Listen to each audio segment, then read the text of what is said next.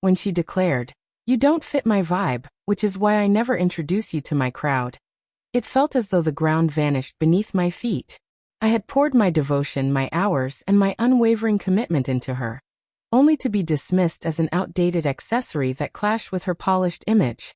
The sting of her words hit hard at first, leaving me reeling.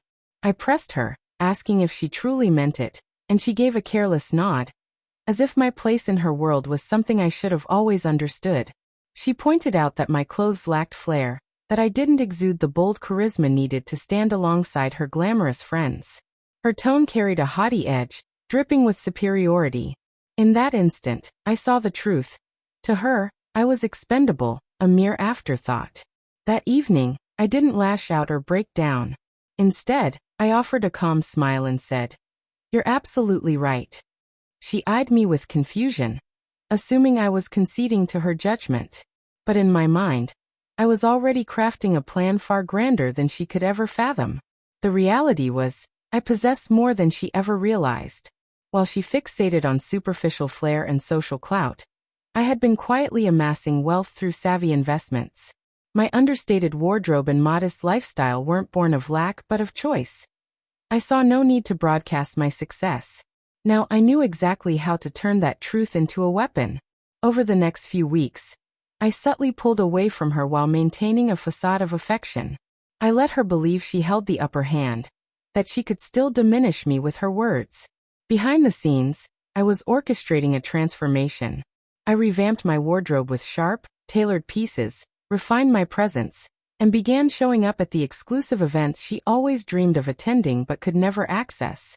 The moment arrived when I received an invitation to a prestigious gala, the kind of affair she'd always coveted. I rolled up in a sleek car she didn't even know I owned, dressed in a custom suit that turned heads.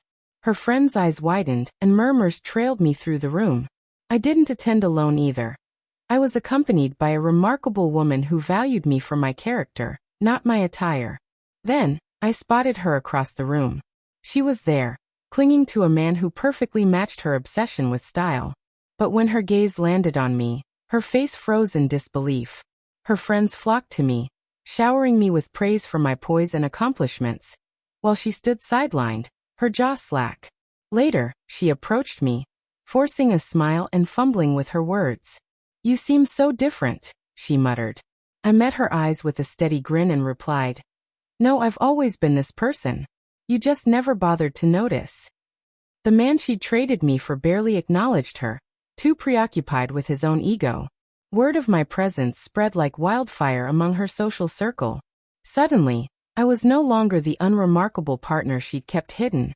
I was the man everyone wanted to meet. Meanwhile, she became the one who'd discarded something genuine for the sake of shallow appearances. Days later, her call came, her voice thick with remorse.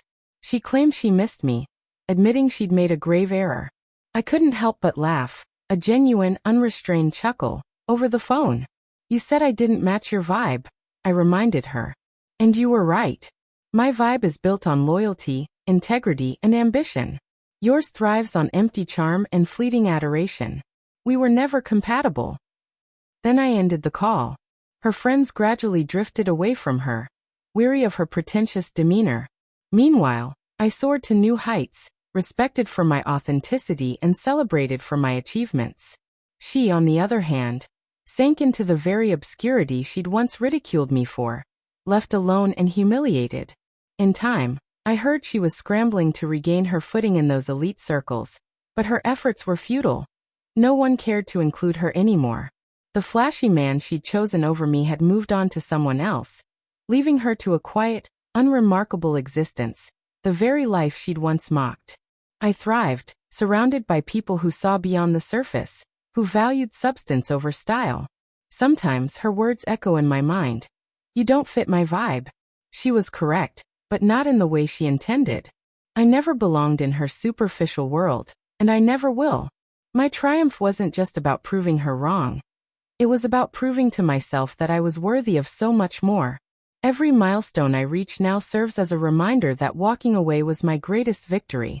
Her insult became the spark that ignited my drive, and while she faded into irrelevance, I built a life she could only dream of, a life where I emerge not just victorious, but whole.